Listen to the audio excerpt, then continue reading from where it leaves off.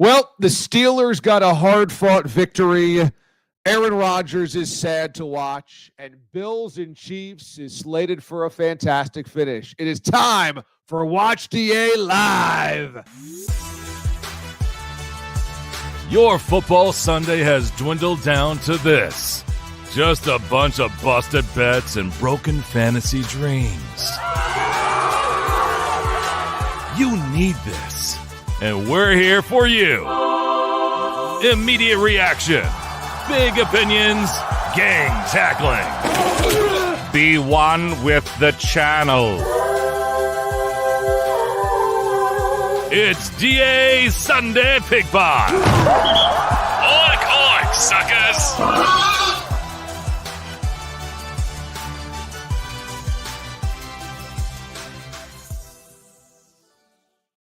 Tell your friends, tell your family. We are all here once again from Studio DA, the bunker, as we get ready to give you full reaction from around the NFL week number 11.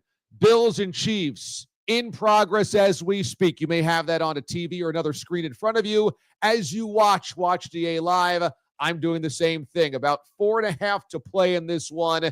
And the Bills holding a slight lead, ever so slight. And we know there's always the haunting of Patrick Mahomes lurking in the shadows. So when it goes final, we will have on two-time Super Bowl champion, former Chiefs kicker. He won 2 rings with the Giants. Lawrence Tynes is going to join us. I always love my conversations with LT. I got to know him very well when I worked out in Kansas City. We ended up just staying friends ever since. And so I'm excited to have him here on the show tonight. His debut on Watch DA Live. This is awesome. Before we get going, also, remember to subscribe to the channel. Click on that button below me. That way you get notified when we go live on Sunday nights or when there's DA Deep Dives. I did a breakdown of the Tyson and Jake Paul fiasco from Friday night. That's available on the channel. Full interviews available on the channel. The best of Watch DA Live is on the channel. So make sure you are subscribed and tell other people to subscribe as well. We are going to be giving away some last dive bar swag. And thanks to everybody that showed up last week or watched last week when we were at Bob's Bar. That was awesome. More on that later on in the program. But I had so much fun. So good to see so many friendly faces. And it felt like the old days, and I loved it. Combined with the new days, I loved it even more. And I'm telling you, Bob's Bar lives forever, and we're doing it again this summer. So if you missed that one, you've got another one coming up when the weather is warm, and it's going to be fantastic, all right? All right, let's get things cooking with your Furious Five. All right, Furious Five always begins with a little Fitz magic. And so let's see some of the best fits from the morning, from the day, as the guys arrived at the stadiums today. How about Lions pass rusher Zadarius Smith? He is rocking the Rasheed Wallace jersey. Now, note, of course, he's in Detroit, so he's got a Detroit jersey. But the Pistons also traded middle of the season for Sheed, and then went on to win a championship that season, 2004. So maybe history replicating itself in Motor City, Motown, mid-season deal that puts you over the top to win a ring. That'd be pretty cool, right? Nice job by Zadarius wearing the throwback there. Here is the Browns' Dustin Hopkins, and you have to love this. He basically looks like he's shopping at a Walmart as he heads into the stadium. Just out for a Sunday stroll. He's got the jeans tucked in. He got the shirt tucked in. He also has the belt on, the hat, just full dad mode for Dustin Hopkins. You got to like that. Just very, very dad. That's basically what I'm going to look like in short order as soon as I become really lazy because of the kid. Okay, here's also the Jaguars' Evan Ingram rocking fur coat. Quite fancy. Quite extra, and it didn't help a bit as the Jaguars get sliced and diced today by the Lions. My goodness, at least Evan Ingram dresses the part. The Jaguars certainly don't look the part. That is your Fitz magic. We always love the best fits from around the NFL as players arrive at the stadium today. All right, let's get things going with some takes here. Take it. We begin in Pittsburgh. The Steelers are serious. There are unserious teams and there are serious teams. And this Steelers squad is a serious team. For that Steelers defense to limit the scoring and the big plays of Lamar Jackson, who has been the single most impossible player to shut down and corral this year, shows you the depth of the damage the Steelers defense can do against an elite team. I know that the Ravens have been defined by their offense, and I know that we're not talking about a great D in Baltimore these days. So the fact that the Steelers eked it out is not really of great concern to me. Would you like to see them put more points on the board, especially in the end zone, instead of settling for threes? Sure. But we're talking about such an impactful defense that it can travel, it can limit anybody, and what they did to Lamar today proves it. I think we're all in the camp of, well, how good can they be? How good are they? Are they good enough to beat the Chiefs? Because that's the only thing that matters. Well, first of all, the Steelers are good enough to win multiple playoff games, okay? And they haven't won a playoff game in 8 years in Pittsburgh. Too long a time. Steelers fans are frustrated with that. Okay, not only can they win a playoff game this year, they will win a playoff game this year. But they can put a scare into the Kansas City Chiefs. They absolutely can. Because that defense is so ferocious. That defense, what it did today to corral both Lamar and the run game and the big play threat of the Ravens shows you that if they can do it against them, they can do it against anybody. And the Chiefs offense isn't operating at the same clip the Ravens are. The one thing I didn't like today, the big thing I didn't like, was Russell Wilson's end zone interception. Because that play is going to kill you in the playoffs. That play, that decision, that throw is enough to lose a playoff game. They're lucky it didn't lead to that today. But aside from that, it was a management game. It was a don't screw it up game. It was a let's take points game. And hey, by the way, NFL coaches, you see what can happen? You don't have to think about analytics on every fourth down. You don't have to go for it. You don't have to push the envelope to try to score sixes. You can take threes and win football games that way, the old school way. So bravo, Mike Tomlin, for not overthinking this. Your defense was cooking. Don't screw it up. The turnovers, the fact that that defense can create big plays on their own and turn the football over, that's a serious contender. That's a serious contender, and everybody's on to watch in the AFC because somebody is absolutely destined for a miserable playoff day against the Steelers defense. Whether it's Josh Allen, whether it's Justin Herbert, whether it's Patrick Mahomes, somebody's destined for an absolutely lousy day in the playoffs against that Steelers D. Mark it down. They are serious contenders. What a thrilling run by Josh Allen. His fifth rushing touchdown of the day once again puts the Bills up by 2 scores. This guy is absolutely out of his mind this season. Allen cutting through the Chiefs defense. He's been so good in limiting turnovers. He's so good with on the ground, carrying the football. He's had obviously big plays galore over the course of his career, but he's understanding the moments now more than ever. And he's putting the Bills up by 8 points, now 9 to the extra point, 30-21 with just over 2 minutes to play. What a clutch performance by one Josh Allen. Man, oh man. All right, next up. Preseason, I like the Packers to get to a Super Bowl. Preseason, I felt like Green Bay was poised to break through and to become the next it team in the NFC.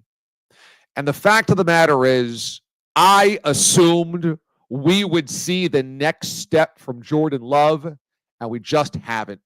And I've got to own this. I've got to own it.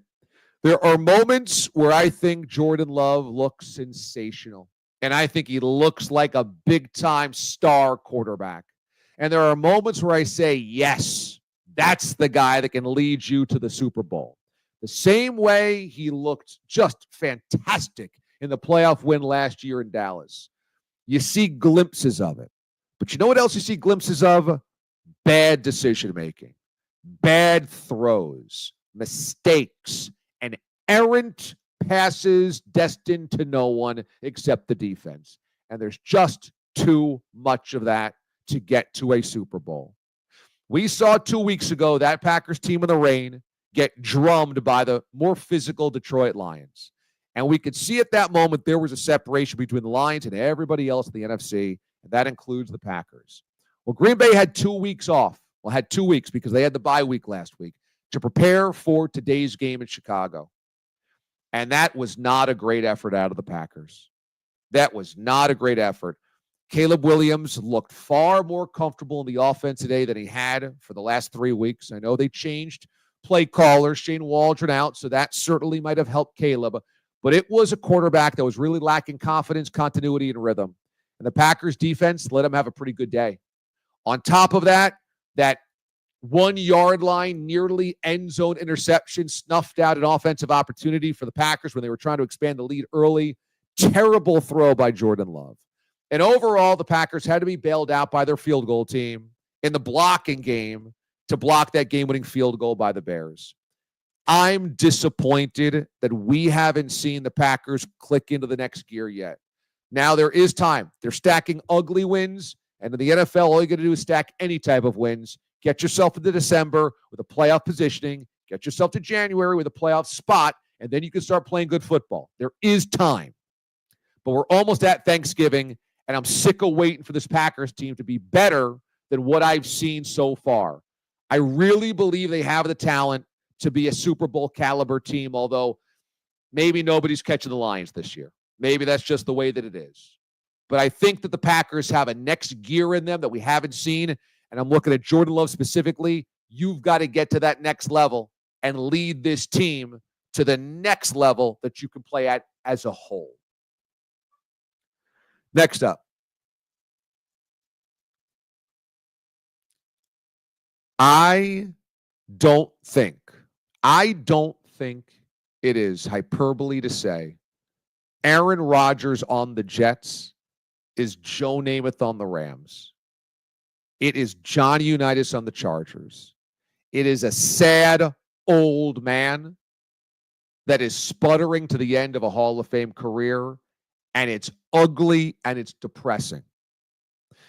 Today, watching Rodgers and that offense through the first quarter and a half was mind-numbing. They had, of their first 4 possessions, 3 consecutive 3-and-outs, and then the 4th possession, they went 4 downs and got stopped on 4th and short. 4 possessions, 3 punts, and stopped on 4th down. Now, they found a little rhythm midway through the game.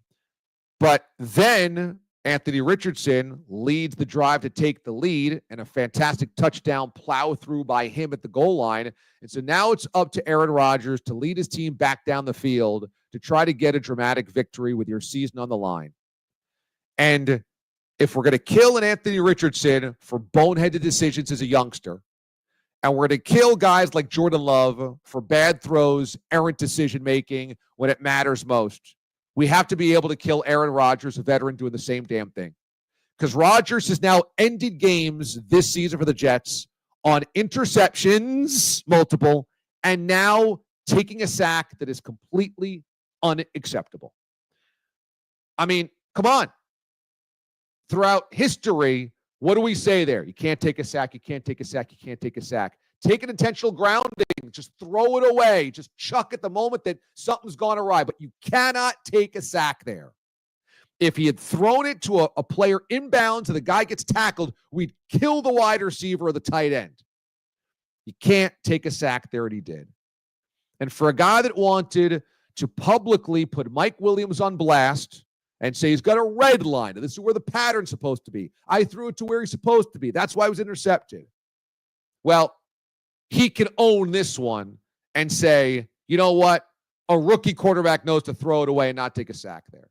This is ugly. It is sad. It is depressing. It is a guy that should not come back and play football next year. It's a guy that probably shouldn't have come back this year to play football after the Achilles injury last season. This is an unmitigated natural disaster. It is a nightmare. And Rodgers is now in the grouping of historical great athletes that look pathetic at the end in a different weird uniform. And a little bit like Jordan Wizard years, we're going to be like, wow, remember when Aaron Rodgers was a Jet and how depressing that was? But hell, at least Jordan hit 50 in a game. Now, Jordan's Wizards never made the playoffs, so that's why we look at it as sad. Had that little pouchy belly. He couldn't quite sky anymore. He's slower, but he was still crafty enough to be Michael Jordan in moments. Rodgers is barely that. Rodgers is barely that. And this thing needs to end and end soon. Why don't we do a little Toastmasters here? Okay, because today we saw one of the coaches of the NFL move all the way up to very charred. Okay, Toastmasters is something we like to do around here, which is gauging the toastiness of coaches around the NFL and those that are probably looking at an early demise. We begin with Antonio Pierce as the Raiders today get beaten by the Dolphins. And there's an interesting nugget today that Tom Brady, who owns 10% of the Raiders, might have 90% involvement in decision-making. That was from the Athletics' Diana Rossini, who was a guest here on Watch DA Live a couple of weeks ago. And she said in the offseason, she fully expects Tom Brady to be all in on decision-making, and Mark Davis wants that. Does Tom Brady want Antonio Pierce to be his head coach? I don't know. Antonio Pierce was part of the team that knocked off the undefeated Patriots in 2007. Not sure if he holds it against them. But the point is, if Brady's going to be the master decision maker, I got a hard time believing Tom Brady wants Antonio Pierce as his head coach if it ends up as a 2 or 3 win campaign, right? Let's face it. Next up, so that's slightly toasty right there. Next up, getting crispy, the one and only Matt Eberflus. How many creative, unique ways can the Bears find to lose? You have the Hail Mary. You have the complete no-shows the last 2 weeks. Now you have a blocked game-winning field goal in the final play. It's been all sorts of delight. All sorts of delight in Chicago. And Matt Eberflus, let's face it, this locker room has tuned him out. It's in one ear, out the other. They might have had a little bit of a more spirited effort today, but I don't think that's long for this team. I think it's all part of the end of the road for Matt Eberflus, and they're not going to make the playoffs, and Eberflus is going to get canned. And so it's just a matter of not if, but when Eberflus gets the old zig. And finally, who's totally charred after today? Oh, that would be Doug Peterson. I mean, if you're fighting for your job, how do you let your team get absolutely steamrolled, annihilated, smacked in the face by the Lions today? I know Detroit's great. I know Detroit's one of the best teams in football, if not the best team in football. But you gave up 52 points. It's not even competitive now. So the Jaguars are losing to bad teams. They're losing to mediocre teams, and they're getting absolutely stomped into smithereens by good teams. Doug Peterson, I think that's it. I think this has got to be it for Dougie. Show him how to Dougie right out of the stadium at Everbank, because even though Peterson's got a Super Bowl ring, this team has quit on its season. That much is clear, and he is totally charred on our Toastmaster race to the top of the toaster and the burntness and the crispiness here on Watch DA Live. An interception of Patrick Mahomes on 4th and 13 ices the game for the Buffalo Bills. And Buffalo has now beaten the Chiefs 4 times in the regular season. 30-21 is the final. And the Bills move to 8-2 and now creep closer to the Kansas City Chiefs because the Chiefs are handed their first loss of the season, and the Bills now have the head-to-head tiebreaker if it comes to that for playoff seeding.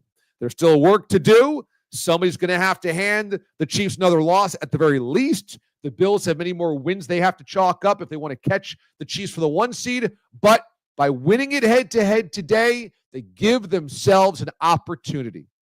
Okay? Remember, the Chiefs beat the Ravens. They beat the Bengals. Neither one of those teams are going to catch the Chiefs in the number 1 race. The Bills still can and now hold the tiebreaker. That's massive. And I know it doesn't matter where that game is played. All of us would still assume the Chiefs could beat the Bills. However, if you're the Chiefs and you've got to play all 3 games like they did last year and go on the road and go to Buffalo, it still is a different challenge than having that bye in the first round and both at Arrowhead. They can do it. They've proven they can do it, but it is obviously an advantage for the Bills to have that 1 seed. And so that's why today obviously is big. Let me say this about the Bills as well. The Buffalo Bills can beat the Chiefs in January. They can. Don't tell me they can't. They can. They haven't. It doesn't mean they can't. Okay? Once upon a time, Peyton Manning couldn't get through Tom Brady, Bill Belichick, and the Patriots. Couldn't do it. Every time they met, same deal. In the regular season, Peyton could get a win. In the postseason, he couldn't figure him out. He couldn't solve Ty Law. He couldn't solve that Belichick defense. He couldn't solve that pass rush. Every year, the same bit. Peyton floundered against the Pats in the postseason. And then 2006 happened, and it looked to be the same exact thing. They were down 21-3 at home, at the Hoosier Dome, the RCA Dome, to the Patriots in the AFC Championship game. And they got a score on the board right before halftime to make it 21-10, and suddenly they had a little bit of life. And in the second half, Peyton Manning led the way, and the Colts found a way to get through the hated, vaunted, daunting New England Patriots, and finally got to their first Super Bowl and won it over Rex Grossman, Lovie Smith, and the Bears. Until it was done, nobody thought it could be done. They hadn't, but they could. I'm saying the same thing about the Bills. They haven't, but they can. They can, because I believe this version of the Buffalo Bills is not consumed with having to beat the Chiefs the way the previous one was constituted. There was a lot of veterans on that team that had constantly bumped their head against the Chiefs and couldn't get through it. Every year was supposed to be that year, and it wasn't. They let a lot of those guys go. And I think with the turnover of the roster, more youth on the roster, I think that this team is better served to not have the Chiefs in their mind, which is why they played as well as they did today, I believe.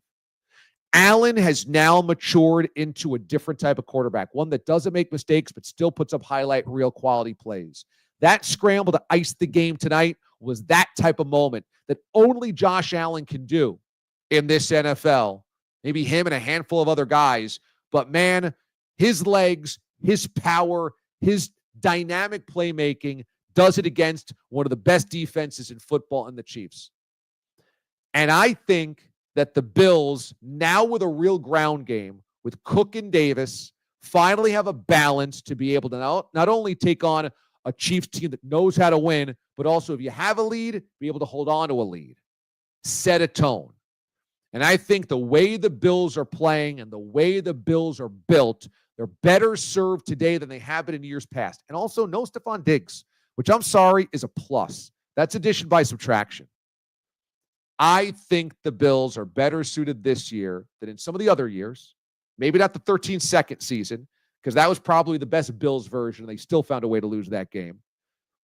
McDermott might kill you. I'm never confident with McDermott on the sidelines in a big moment. But the fact that they did it today gives me confidence that the Bills can be a different team against the Chiefs, perhaps in January, than they have been in the past.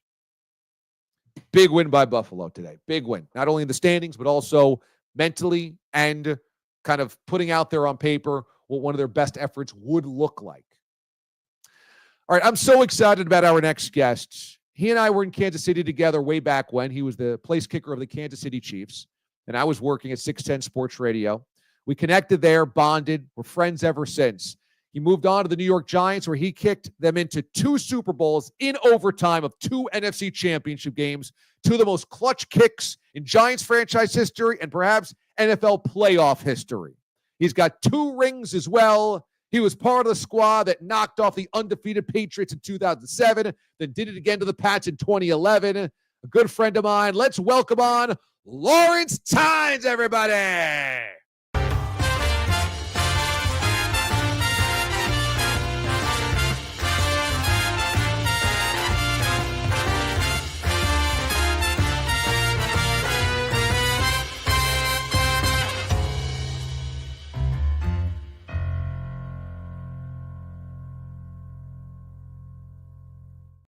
My man, LT, how we feeling?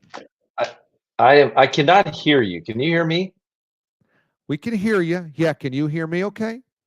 I cannot hear you for some reason. Okay.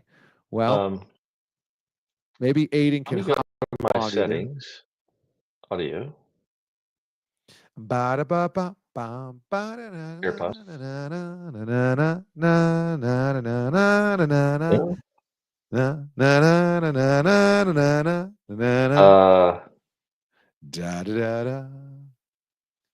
Aiden, why don't you hop on with LT maybe and help him out with his settings so that he can hear me. Seems like you guys can hear me okay, because I'm seeing the comments here that everything seems to be going well on our end. You know, Backwards Brian says, hot take, DA could rock a beard. It is interesting because I've got obviously dark hair, and you can see it coming through with the 5 o'clock shadow here. The thing is, my best beard look is the 5 o'clock shadow look. My wife will tell you that. The Bourbon Belle says she likes me with the 5 o'clock shadow. I'm usually clean shaven, but she goes, but you got to stop there because it does come in very splotchy. You see around here? You're not going to get anything in here, in the lower jawline, the mandible area. Amendolar's mandibles just is not going to. So it's tough. This is about as good as it gets, but I appreciate that, Backwards Brian. I will take the compliment where I can get it. Let me also note that coming up here, we're going to do Last Dive Bar giveaways, okay? And so get your comments in, get your comments hot, get your comments cooking, because we will give away some Last Dive Bar gear. And a good reminder that you can go to lastdivebar.com and use our code Mothership for 15% off. How cool is that? 15% off your gear. Holidays coming up, right? Might want to do a little shopping there. Use our gift code, 15% off. Bada bing, bada boom. Save a little bit of money. Get your friend, your family, coworker, your son, your daughter, what have you, some cool swag. It represents the Oakland A's, not the Sacramento A's, not the Las Vegas A's. It represents history in baseball. It represents a cool old ballpark that won't be again. They got great stuff over there. Get a hoodie, get a T-shirt, get a beer stein, get some shot glasses, get some pins, get all the cool gear that they have over there. They got great stuff.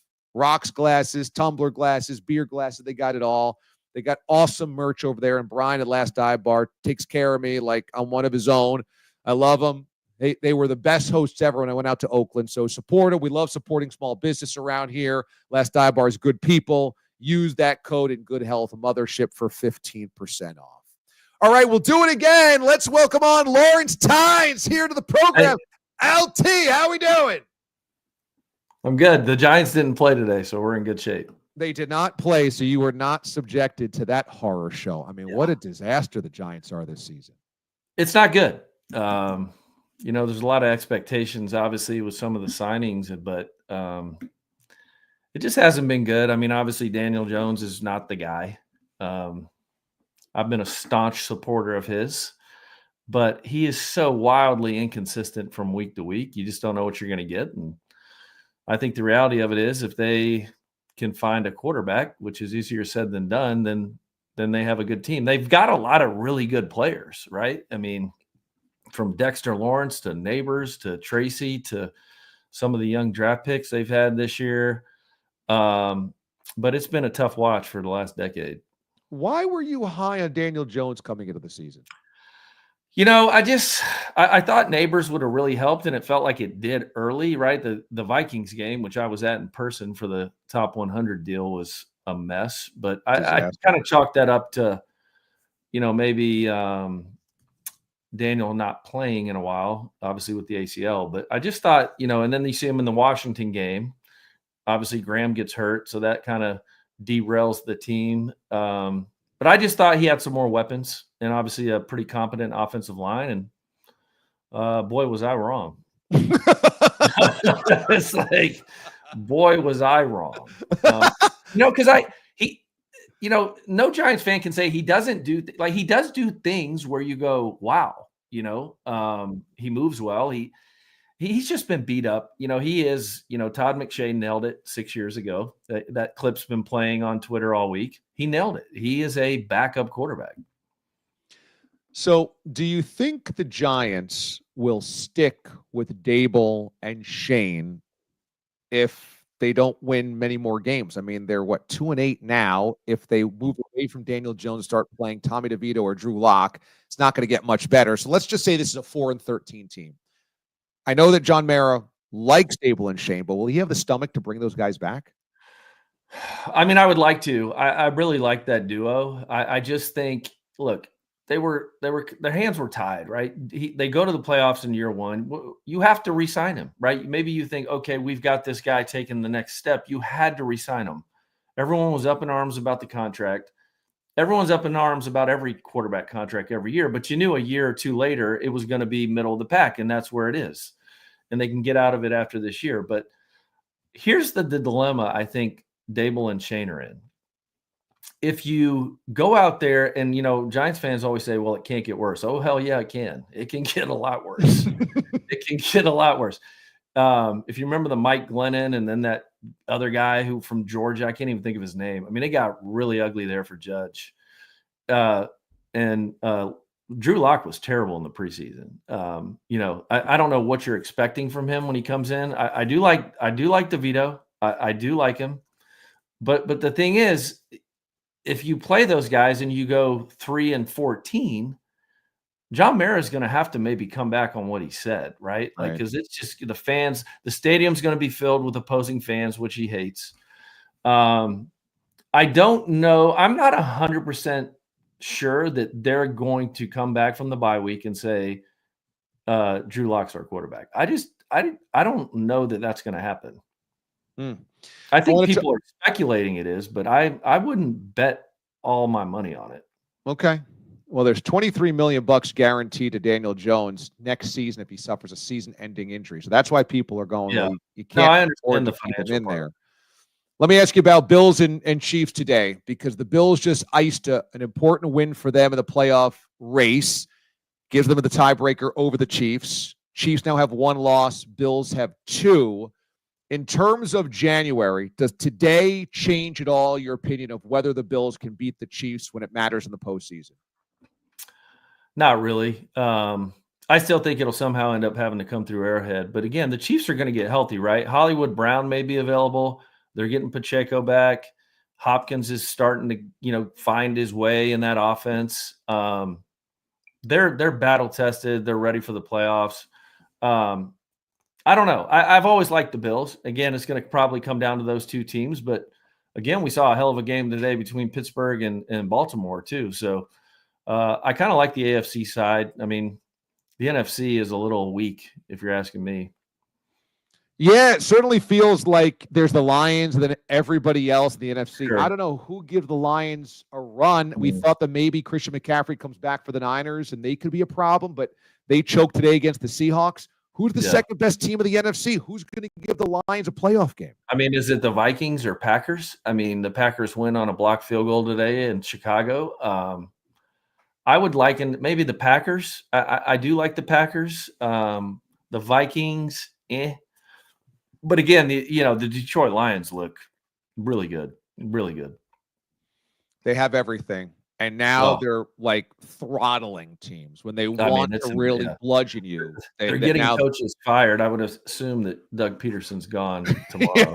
Yeah. That's right. You're good when you're just getting coaches fired week by week basis. So in terms of the Bills, Josh Allen has this amazing run to ice the game, and he's limited the turnovers this year. What have you seen at a Josh Allen in terms of maybe how he's developed or evolved a little bit coming into this season? Oh man, he's just a hell of a player. He just, he's a winner. It was interesting when they got rid of Diggs. I mean, I thought that kind of freed him up a little bit to kind of, spread the ball around. I felt like Diggs always wanted the ball, and it maybe kind of caused a little bit of rift between those two guys. But I really like kind of this team. They spread it around. They throw it good. They got good tight ends. They got a good back. The defense was a little bit of a question early in the year, but they're coming along. I mean, I think it's going to come down to, 3 teams. I still like the Ravens. I somehow still like the Bengals. I mean, this is a team that may come out of it here in November, December with, 8, 9, 10 wins and sneak in. The Bengals could be dangerous, obviously, with T. Higgins. Tell me your thoughts on Aaron Rodgers, because today he takes a sack in the final play of the game. This is 3 or 4 games that come down to either him throwing an interception or taking a sack in the final play, as the Jets season is now really done because they've got 8 losses. But how did it go so wrong this season for the Jets? I mean, anytime you fire a coach, right, it's just never good. And obviously Coach Salah was not necessarily the issue there, but whatever happened. And the Jets have just been dysfunctional for a long time, it seems like. Again, they're another team in New York who has a lot of good players, but it doesn't always work that way. I mean, the 2 Super Bowl teams we were on, I think we had 1 Pro Bowler, the first one, and 2, maybe 2, the second one. So it's not necessarily all about just having great players. You got to have great chemistry and camaraderie and a great locker room. And I'm not in those buildings, but it doesn't seem like they're all in harmony, right? There's just, they've actually gotten worse since they got rid of Coach Salah. So I don't know. I don't know what this says about Aaron Rodgers or what it doesn't, but he does look a little bit older, not as nimble, obviously, coming off the Achilles. But just as a franchise, I mean, and I'm not banging on the Jets because the Giants aren't much better. Those 2 franchises have really struggled, man, in the last decade. I think, though, that the issue with the Jets is, how do you cater to Aaron Rodgers every whim and then watch him play like this? He wants Nathaniel Hackett as his play caller. He obviously cleared, at the very least, Robert Saleh getting fired. He wants Avante Adams. Yeah. He wanted Cobb. He wants Lazard. How you let him go to Egypt during OTAs? How can you cater to everything he wants to do and then watch him play like garbage? Well, let's just say that Aaron Rodgers is not going to be a general manager in the future. Some of his roster picks. I don't know what's going on over there. It does seem like he has a lot of say, just, from the outside looking in. He has not played well. Listen, they got a pretty good backup. Tyrod Taylor can play. So, you'll never see him just because, right? But again, they lost a game today, and I wouldn't necessarily put that all on the offense. They had a pretty slow start to the day. But again, it's the defense who gives up the big plays at the end of the game today to let Indy score against a guy who was actually benched 2 weeks ago. So that defense, none of it's been good since Coach Salah left, especially the defense. I mean, that used to kind of be where they hung their hat. And the Jets just, don't do anything well. The Packers today get the win on the blocked field goal on the final play of the game. Mm-hmm. Packers said that they had noticed trajectory of the Bears kicking team was low. So they knew they had a chance at blocking a field goal. Ended up happening. Take me back to your process, how you make sure you've got air under it, you've got lift, and something like that doesn't happen. Is that controllable? Oh, yeah, absolutely. But, Cairo is a smaller guy. He's had a fantastic career. Cairo Santos, to do what he's done in Chicago is very respectable. Like, he's had a great, great career. Cairo has always hit the ball low. I mean, if you watch any other kicker on Sundays, Mondays, Thursdays, whatever the hell else days we play on, yeah, Cairo is one of the lower ball hitters, if you will, in the league. Doesn't make him any less effective, but he is susceptible to blocks. And, kudos to Rich Bisaccia, the great special teams coordinator for the Packers, to kind of dial up a block there and you get their hands up. But yeah, I mean, it's, Cairo's a great kicker, but again, he just doesn't hit the ball as high as most guys. I always had pretty good trajectory. It was never an issue with me. I think I have 2 or 3 blocks in my entire career, but yeah, that's just one thing that Cairo does. He just kind of hits the ball a little low. Did you watch the Tyson fight? Oh my God, begrudgingly. I tried. Netflix, just like everybody, 47,000 refreshes. And then I went to Twitter and I found some Twitter handle. Some guy was streaming it. Did the 60 million, did they count all the streamers too? Like, because the guy I was watching it through had like 5 million people on his Twitter watching it. I believe Antonio Brown's, I was watching his for a second. I mean, he had like 5 million. I'm in there with my kids and all of their buddies. We're all on our phones. We're all at different times in the fight. So it's just, the whole thing was a mess. Then I saw Tyson's ass, which just ruined my night. Oh, geez. God bless him. You got to appreciate Jake Paul, though, what he can do. Listen, you guys can hate him, but the man knows how to make money. I mean, and he took care of Tyson. I felt like he took care of Tyson in the ring. Do you? I mean, he's a big, strong guy. He could have really, done some damage. But after like 3 rounds, I think the guy's stream I was watching froze, and I did not go back and watch the next 5 rounds. So I did not get on the internet and say, "Oh my God, where's the next 5?" So I just, waited for the result. Yeah, you didn't miss anything. The first 2 rounds, there was a kind of a flurry of action. But as soon as we hit the 3rd round, beyond that, Tyson had nothing left. He couldn't move. Yeah. His legs were stiff. He took some punches. I mean, exactly. People saw these training videos this week and were like, "Oh, where was that?" I'm like, he's 58. Like, training is training. I'll tell you what, the 2 women got after it the fight before. Yeah. That was a nice fight. I did watch that one in its entirety, but was not able to finish the Tyson Paul. What a world we live in.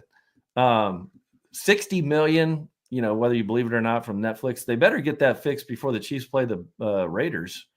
Well, no kidding. Like, these streaming services want to jump in with the big boys. Okay, fine. You're going to pay the money to get the games. Yeah. You better produce them properly. And part of the issue with Netflix, the biggest issue was just how do you not handle the demand of your viewership when you set up a massive event like that? You have to predict who's going to, but also the broadcast itself was so stupid. We got Rosie Perez doing boxing commentary. We have Cedric the Entertainer on the set constantly. I mean, these are our boxing analysts. Like, if you do Netflix and you want to do a football game, I better not see Will Ferrell giving me halftime, analysis. So it pisses me off that Netflix and the other streaming services, don't really kind of know what they're doing, and they're getting these good games. And Roy Jones, he just didn't like anything.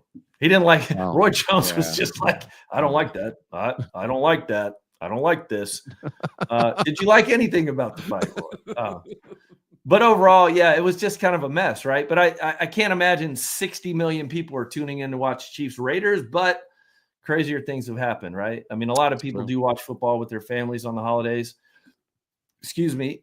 So I would venture there's going to be somewhere around the 20 million. But, if anything, I'm sure Netflix learned they need to do something differently in terms of servers or whatever happened. I'm shocked that 60 million people tuned in. I know. It's a massive number, but I mean, it was like we found out that America loves boxing still. It's just that we have no good reasons to watch boxing, and a 58-year-old Mike Tyson against a hateable YouTube star is enough to get us to watch. It is. And Jake Paul's a genius. I mean, you can say what you want about him, but he knows how to make a dollar. He sure does. Hey, if the Chiefs finally win a Super Bowl again this year and they go 3 straight, do we consider them the greatest football team ever? That would be something nobody's ever done, 3 straight Super Bowl wins. Yeah. I mean, I think you have to, right? If it's never been done. People talk to, I live in Kansas City, so have the privilege of, playing a lot of golf with the coaching staff out at my golf club. So I know a Okay. lot of the coaches, and Nice. obviously you have Mahomes, you got some great players, but man, they have an elite coaching staff. Like, it's elite. Yep. They've got, from obviously Andy Reid, you go to Spags, you got Dave Merritt, both on our staff with the Giants. Dave Merritt's going to be a D coordinator or a head coach or something soon. I don't know if Spags wants to continue coaching and being a head coaching role, but he's obviously the best defensive coordinator there's ever been. Matt Nagy, you've got Dave Tobe, the best special teams coach in the league. They're just well coached. I mean, do you really fear any of their individual pieces? I mean, outside of Mahomes? I mean, you just don't, right? Like, there's not, like, Kelsey's good, but overall, they just defensively, they're really good. People are sleeping on their defense because they are the number 1 or 2 ranked defense in the league, because the offense has not been great this year, but they just are well coached. They're a great football team. They don't make a lot of mistakes. But yeah, long-winded answer. They're probably the best team in NFL history over a 3-year period. If they win it. Now, if they lose in the AFC title game or something, they'll be right back next year. Very, very good. But there's a lot of football left. But if they do something nobody's ever done before, they got to be put in that conversation. For joining us here on the show, Lawrence Tynes, I am sending you a bottle of Santo Blanco tequila. Santo has been an amazing sponsor. Salud. Santo's been an amazing sponsor for us. It is Guy Fieri and Sammy Hagar's signature tequila. It is delicious. I appreciate that. Yeah, it's awesome. It really is awesome. And so share it with Amanda and your friends. And not the boys yet. They're only 17. No, not the boys yet. Not the boys yet. Not the boys. Cool. But we got the holidays are coming up, so you can share it with your friends and family. I'll need it after most Giants games. So. Very good. LT, thanks for jumping on with me today, man. Appreciate it. Great seeing you. Appreciate you. Okay, brother. Thank you. See you. All right. Lawrence Tynes joining us here on the show. Awesome. Love having him on the show. Like I said, we go back a ways. When I was in Kansas City, we had a weekly spot with him during football season, and I played the Good Times theme song. Good times, good times, and at the end, it would tail off, and then good times, and I say it's good times with Lawrence Tynes, and then he would jump on and go, and it kind of caught on. It was very, very funny. LT's got a great sense of humor, and loved having him here back on the show. Loved it. So let me also say this about the Bills and Chiefs game. It's a damn good Chiefs defense that just gave up 30 points and the big play touchdown on the Josh Allen scramble when it mattered most. That says something about who the Bills are and what they can do. Chris Jones, Steve Spagnuolo, and company have a lockdown elite defense, which has carried the Chiefs all season. And the Chiefs defense has made one more play when it's mattered most in so many of these games. And today they did not. They gave up the one big play. They gave up the big drive. They gave up the big score. And that tells me a lot about the Bills' guts and the Bills' offensive weaponry and the Bills' potential. I think that again, signals something very interesting for when they match up, if they match up in the playoffs. That in a regular season game, the Bills found a way to make the Chiefs' defense vulnerable. And that's not something we have seen yet this season. The Bills did something nobody else has been able to do. Put up 30 points and get the big game-winning strike when it mattered most. Okay. Time now for a little last dive bar giveaway time. It's time for beam ups. All right. So let's get to some beam ups around here. Aiden Hattenauer, Marquette Marvel, has the best comments of the show. As always, we do this on Sunday nights, starting at 7 o'clock Eastern time. We were a little bit late today as we were kind of getting ready for Bills and Chiefs, setting things up with LT on the old Zoom thing and kind of getting our ducks in a row. So we're usually right at 7 o'clock Eastern time. Today was 7:06 or something like that, 7:07. So Aiden Hatton, give it to me. What do we got here? Well, I'm going to do something a little different, DA. I'm going to give you multiple choice. I'm going to give you 3 options, and you are going to pick out of these 3 which one is the best. Sound good? Okay. Yeah, love it. So in chronological order, our friend Craig chimed in, you need to show Max Hollins in Fitzmagic, bare feet and all. And during the interview with Lawrence Tynes, I went and found this, Craig, to make sure that myself and DA both know that Mac Hollins walked in like this to the game this afternoon. And as it's loading up here, there's no way that I can prelude what you're about to see. But I want to thank Craig because this is a missed Fitzmagic on my end, although usually we take a lot of the 1 p.m. games. But this was obviously the 4 o'clock game. Mac Hollins, receiver from the Bills, as I continue to vamp here while this processes. Craig, I just want to thank you because we missed a great one here. But now Mac is not Mac and Bear. No. Mac Hollins is known for being an eccentric. He does not wear shoes and socks. He came to the CBS Sports Radio studios a couple of years ago and was wearing, he was barefoot. Yep. He came to the studios barefoot, and I was talking to him about being barefoot in New York City, which I thought was relatively disgusting and horrifying.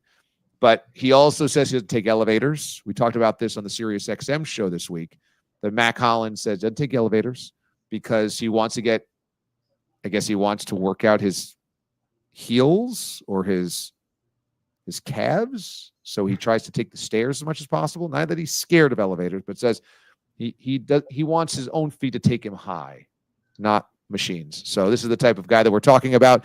Do we have the Mac Hollins? We're just going to build this. We're building it up even more because as I load, I'm just going to skip to the next one. Okay.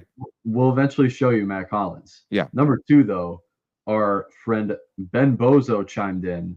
And as you noted, our headline tonight for the Aaron Rodgers topic was New York Bozo, a famous audible of his. Well, Ben Bozo wrote, got my lawyers working on copyright infringement by Aaron Rodgers. This New York Bozo nonsense is giving me a bad name. Ben Bozo, the best of the bozos, the bozo that I would trust most, far more than the New York Bozo, number 8, that's under center for the New York Jets. I'm so glad that someone got that reference because I was a little worried. Hey, that was a while ago. I think that was a Sunday Night Football game where the mics are heightened on the line of scrimmage there on those NBC broadcasts. And all of a sudden, Aaron Rodgers pipes out a New York Bozo, New York Bozo. And so I'm glad that Ben Bozo caught that one. So that's option 2. Option 3 came during our interview with Lawrence Tynes when Ralph chimed in, Lawrence, Tyne after Tynes. Maybe that's the song you should have played. That's good. I would play all of that type of stuff here on the YouTube show, but there is very strict copyright laws on YouTube for obvious purposes. So we can't quite do that. But maybe on the radio show on Sirius XM, our rule of thumb on Sirius XM is we can get away with 30 seconds of music, and then we have to fade it out or cut it off. So I could get 30 seconds of time after time. And if we ever have Lawrence Tynes back on, yeah, I like that. Time after time. So let's see here. I think we still have Aiden. Yeah, here's Aiden. There we go. I'm back. All right. So did you want me to choose between those 3 for the last dive bar swag, or are you going to give me another one? Let's do those 3. Craig, Ben Bozo, or Ralph. Who you got? Yeah.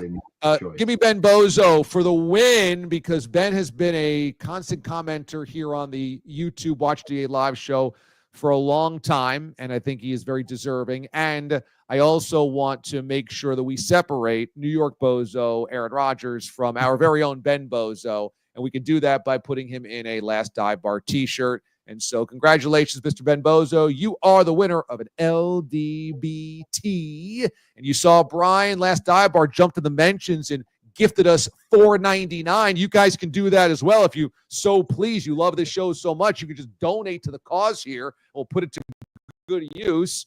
Maybe we'll give Lawrence Tynes a connection of some sort so that he can hear us better next time around. But we appreciate that from Brian at Last Dive Bar. We appreciate you guys, and Ben Bozo, congratulations. And thanks to everybody who commented tonight.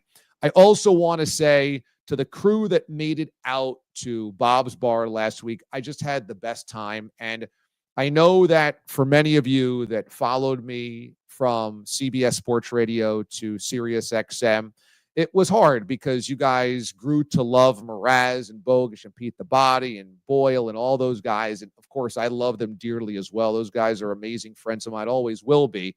And we started anew. We started with Babs and Louis Gold and Britt at Sirius XM, and that was a little over a year ago now. We're going on 14 months or so. And it was jarring for a lot of people. And things like Bob's Bar meant a lot to a lot of listeners. And so thinking like that wouldn't happen again, I know was tough for a lot of people. So for me to get back there, I had not seen Pete the Body since I left CBS, which was brutal because I love the guy. I had seen Mraz, but it was so good to be back at Bob's Bar. I had not seen Bob and Nancy since Mraz had left, which was July of 23. I left CBS in October of 23.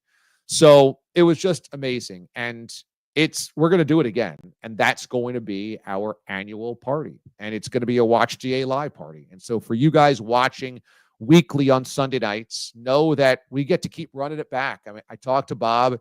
He's all about it. He loves having us. He's the best host ever. And I know this one was kind of on short notice.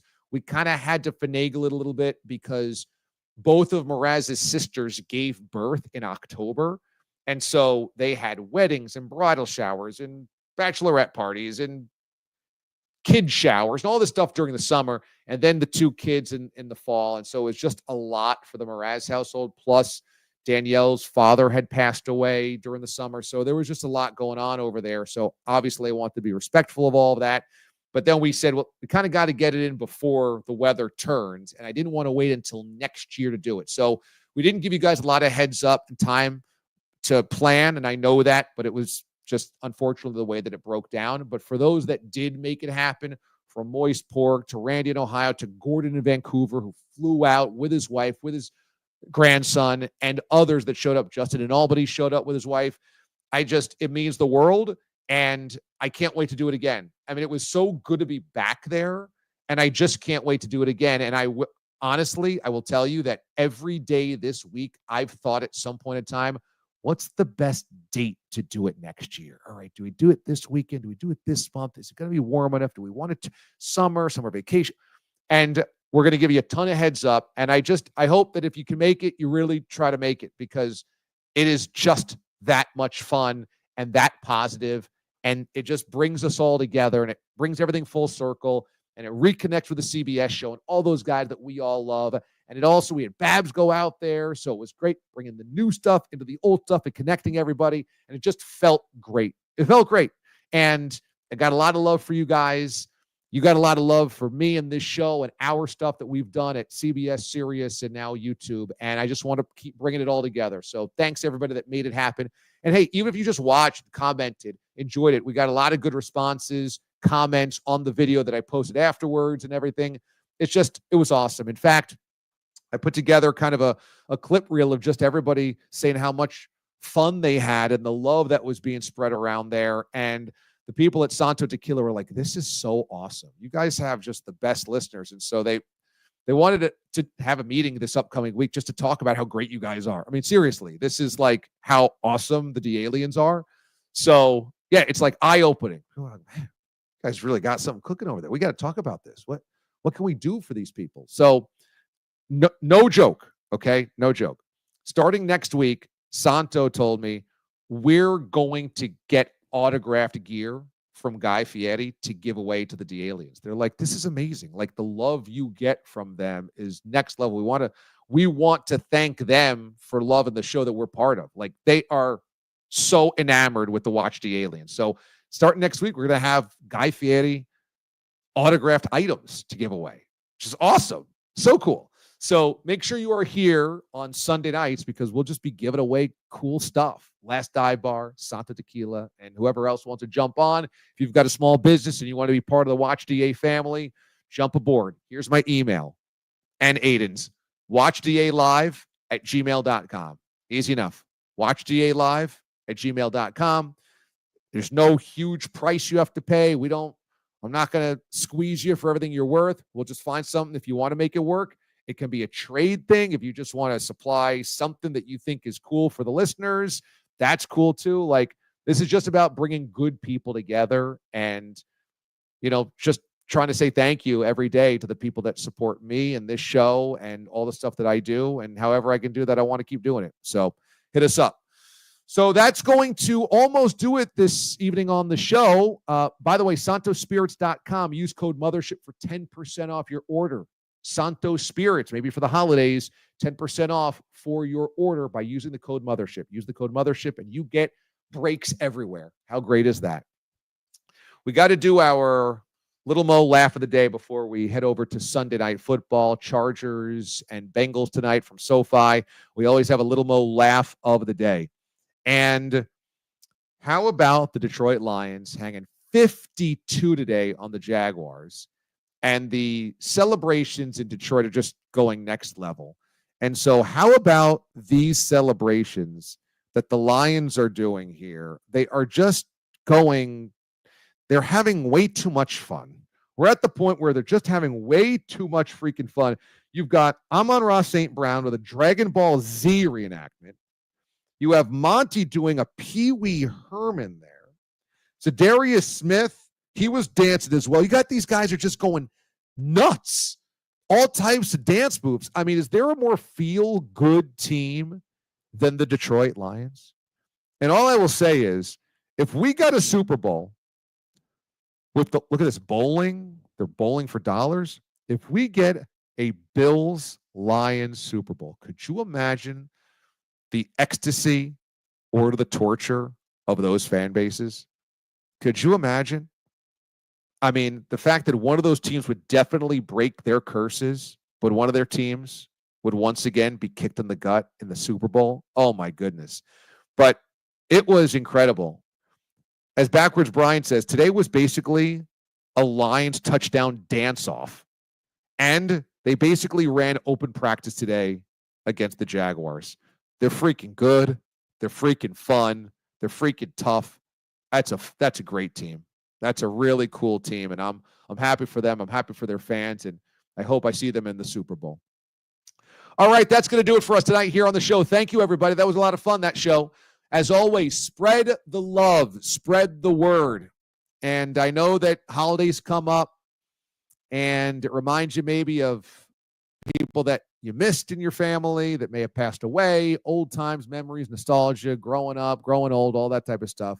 So holidays can be tough for a lot of people. Plus, it's stressful. Gift giving, family.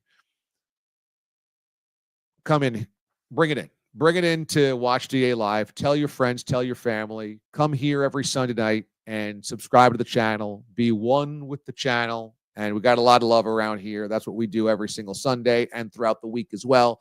So tell people to come in here and join the party with us because it's good family. Watch the Aliens. Good fam. Good people. Real good people. Thanks to Aiden Hatton, your executive producer of Watch DA Live. I'm DA, Damon Amendolara. I will see you at 6 a.m. Eastern Time tomorrow morning on Sirius XM, Channel 82, Mad Dog Sports Radio. Until then, be good and be good to one another. This is Watch DA Live, and I'm signing off.